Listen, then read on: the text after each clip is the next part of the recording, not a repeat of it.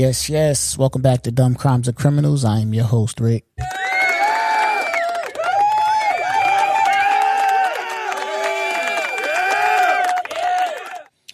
Yeah, before we get started with today's episode, I just want to let y'all know that today's episode is brought to you by Ben Had Respect Clothing. Feel free to hit the website at bhrclothing.bigcartel.com. Feel free to go grab you a shirt.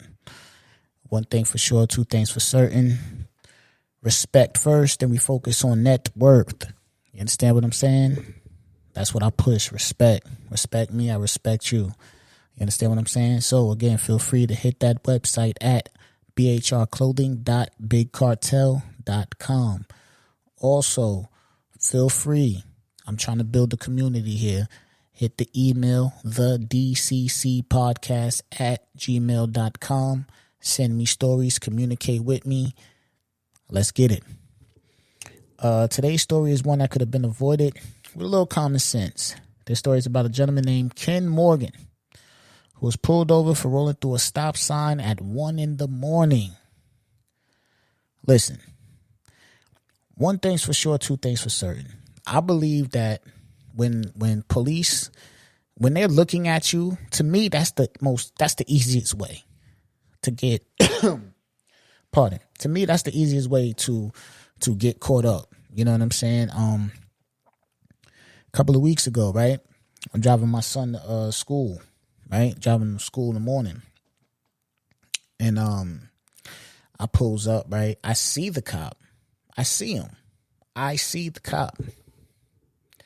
Going to school, drop my son off, jump back in the whip. Mind you, it's like 7:15 in the morning. Right, jump back in the whip. Now, as I'm exiting my son's school parking lot, I don't see the cop no more. Right, I'm like, where he go? Okay, cool, whatever. Boom, I hit the corner. Stop at the stop sign. Then I, get to heading to work. Next thing you know, I got the lights behind me. It's 7:15 in the morning, right? I stopped at the stop sign. I knew I stopped at the stop sign. The reason why I knew I stopped at the stop sign was because I knew his ass was around there somewhere. Because when I pulled in, he was there. So why would I just, disregard the stop sign knowing he's around here somewhere? He probably moved or whatever the case, right? But, he said I didn't stop at the stop sign. He didn't give me a ticket or nothing, but he was like, I'm just giving you a warning, whatever the case, right? My personal theory it's morning, black truck, tents. You know what I'm saying? Like, I'm sure he could see me when I hopped out with my son. So maybe I felt like he just wanted to get a closer view of me. You understand what I'm saying? Because, again, you ran my shit. Everything good, man. No warrants, no tickets, no none of that. You know what I mean? Everything good. You know what I'm saying? I'm a law-abiding citizen. I'm on my way to work. Everything good. So when he ran my numbers, my info and all that, plates and all that, nigga, everything straight, he had no reason to mess with me. I feel like that's what they do to get you to mess with you. You understand what I'm saying? Because once they run your name, if you got a warrant, nigga, fuck the stop sign. You got a warrant. You got to come with me. You know what I'm saying? And of course, he stood out like a sore thumb because it's 1 a.m. and he just rolled through a stop sign. According to police, I wasn't there. I don't know if he did or didn't. And the cops jumped on his ass and pulled him over. Right now, again, it's 1 a.m. It's how can you dispute whether or not you rolled through the stop sign or not?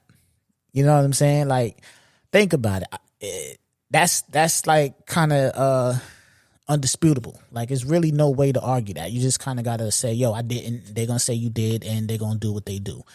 You know what I'm saying? But again, at 1 a.m, right? I'm driving with super precaution. Period.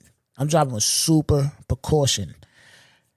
I remember I was working and I was working in another town. I was working like 20 minutes, about a half hour from the crib and shit, right? So there's two things. Now, I'll get off at 2 a.m. Again, black Durango, black tents. You know what I'm saying? Fully black. It's 2 a.m. I drove past the cop, right?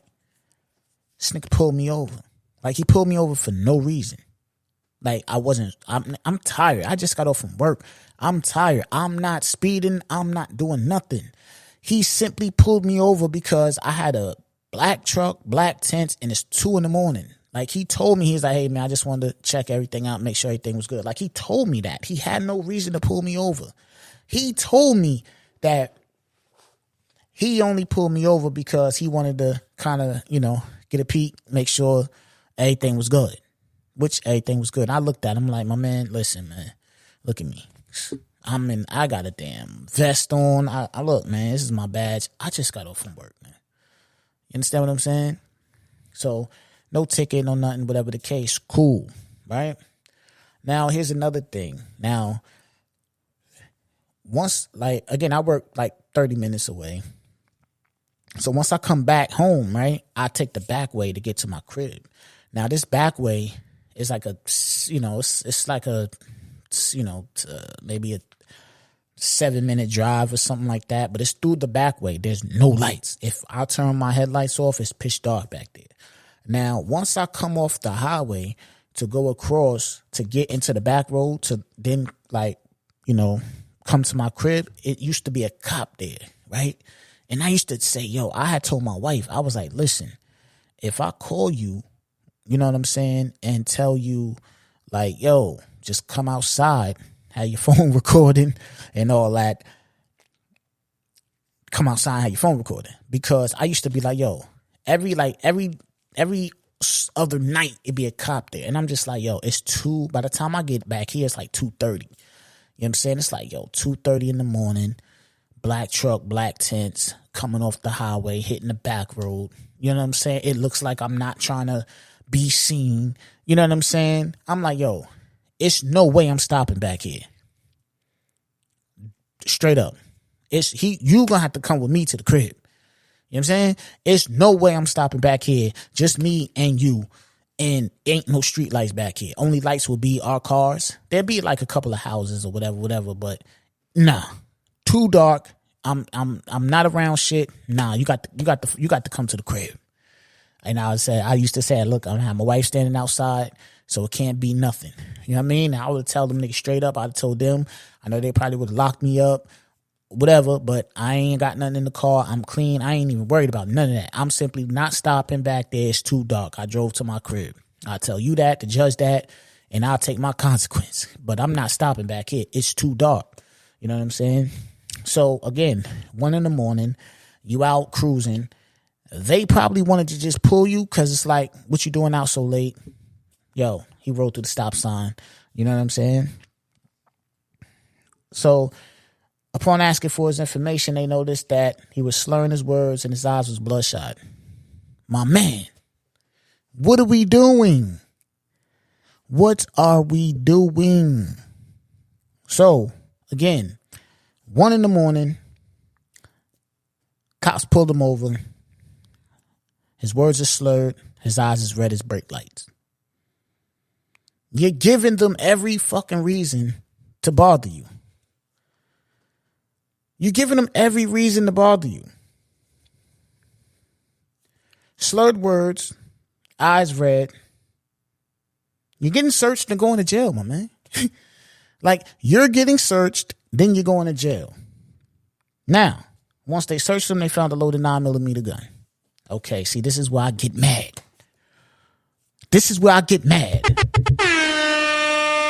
I don't understand why, when people riding dirty, that they don't ride clean. I'm going to say that again. Why, when people riding dirty, they don't ride clean?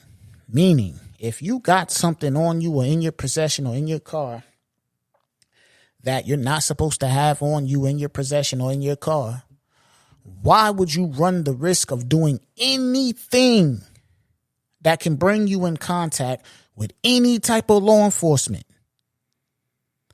You supposed to be driving like a kid who just got his license and then got a fucking new driver's sticker on your car. That's how you supposed to be driving. They tell you that in driving school. They be like, the people who be getting into accidents and fender benders, it ain't the new drivers. It's the motherfuckers that been on the road for 40 years and they feel like they know everything. Oh, I could just whip around this car. I could just do this, do that. The new drivers is too cautious to be trying to maneuver, cut corners, and do the bullshit. You supposed to drive like a new driver that got a damn a student bumper sticker on this shit that say new driver. That's how you supposed to drive. Both hands on the wheel, man.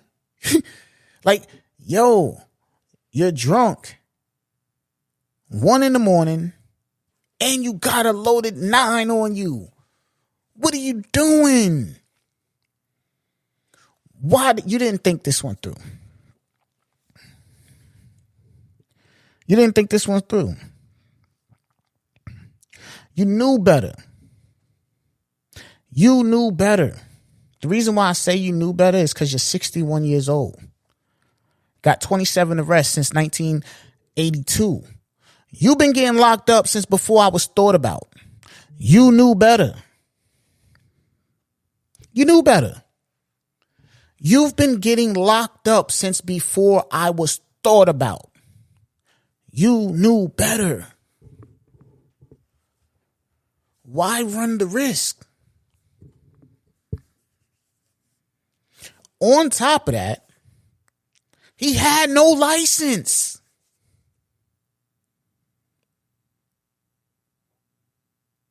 He had no driver's license and he's drunk driving 1 a.m. with a loaded 9mm gun.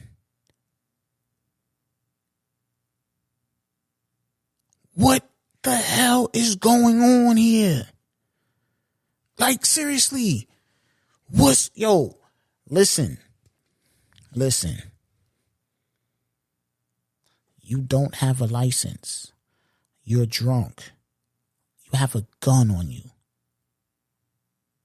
You've been getting arrested since 1982. You know better. Why take your ass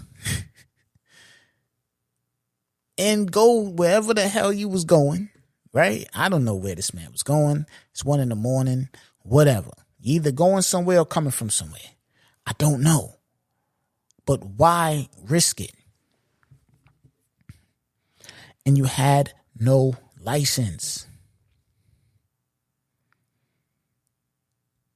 That's the like seriously, yo. I don't get it. So they locks him up, of course. I mean, here's the wild part. The cops go on their Twitter, right? The officers that locked this man up, they go on their Twitter and tweet this. They tweet, what's worse than driving under the influence, you ask? Driving under the influence with a loaded firearm. And tweeted a picture of the gun that they just pulled off of this 61-year-old grown-ass man who been getting locked up since 1982, who knew better, who was drunk driving at 1 a.m. with a loaded 9mm handgun on him. And they tweeted that out about you, my man. You knew better. You know better, you do better. Come on, man. This is wild to me because I wanted to talk about this because, again, we all know how easy it is to get pulled over. You know what I'm saying? Like, we know that. You can get pulled over for anything, man. They could tell you anything. Yo, your light out. Oh, yo, you're riding too close to the car in front of you. You're speeding. You look suspicious. Your windows tints too dark. Yo, this, that. They could pull you over for any reason. When you're riding dirty, ride clean. Make sure your papers is in order. You know what I'm saying? Make sure the bare minimum, make sure your paperwork is right. Make sure you got a license. Make sure you ain't under the influence of any type of substance or any type of narcotics, man. When you're riding dirty, ride clean. And again, I don't advocate for none of this, man. Don't ride dirty at all. You know what I'm saying? I'm not trying to promote it, but I'm just saying, man. People got to do what they got to do. They got to get it how they live. I respect it. I understand it. But if you going to be out here moving like that, man, and you 61 years old, you got damn near 30 arrests under your belt, you've been getting locked up since 82, you know how the game go. You know you was moving reckless. And at that age, with that many arrests and that type of criminal history, you shouldn't be moving reckless under no circumstances. You too old. It's too late in the game for you to be moving reckless. You got to do better. You know what I'm saying? You got the cops tweeting about you got the cops tweeting about you and laughing. What's worse than driving under the influence, you ask? Nobody asked y'all. You asked. What's worse than driving under the influence, you ask? Driving under the influence with a loaded firearm and tweeted out the picture that they caught you with. Or tweeted out the picture of the gun that they caught you with. Ladies and gentlemen, I am not making this story up. Again, if you're going to ride dirty, ride clean. Until next time, feel free to hit the email, thedccpodcast@gmail.com. Follow me on Instagram @Rick_BHR. Hit me out, man. Reach out. You can hit me out on Instagram. You can hit me on the email. Send me some stories. Whatever the case, you know what I'm saying? Like, this is the funniest true crime podcast in the world. Spread the word. You know what I'm saying? Help me get my numbers up. We moving. You know what I'm saying? We building, we climbing. But again, this is the funniest true crime podcast in the world. You know what I'm saying? I put it up against any other so-called funny true crime podcast, man. Dumb Crimes and Criminals, we in the building. You know what I'm saying? We here. That's what it is. That's how we moving. You know what I'm saying? Again, my information, all my links will be in the description. Feel free. It costs you nothing to spread the word. Tell somebody about the podcast. That's all I ask. You understand? I'm going to bring you the content. Just help me share the content. That's all I ask. It's free. It don't cost you no money. You know what I'm saying? For real. Now, all these stories are true. You know what I mean? I may change the names. You know what I'm saying? Sometimes I may just be in the mood to change a name. But again, these aren't stories that I'm just pulling from a hat. These are real stories. And they're bugged out stories. I understand all that. They real stories, though. You know what I'm saying? Everything that I'm saying is real. And they're coming from a place. You understand what I'm saying? So I hope y'all enjoy. I'm going to keep on banging this content out. I'm trying to grow the platform. Again, I'm trying to build my own true crime community. The reason why I started this podcast is because the true crime genre is probably like my favorite type of podcast to listen to. You know what I'm saying? I think it's a bunch of different type of true crime podcasts, and it's interesting. You know what I'm saying? So I felt like, you know what? I'm going to start my own true crime podcast, put a little twist to it. It's not so serious. We laugh, hear some stories, and we do it like that. So again, appreciate y'all for listening. Hit the email, hit me on Instagram, reach out, send me some stories. I'm gonna talk about them on the show. And we're gonna build our community like that, man. Appreciate y'all, man. I'm going.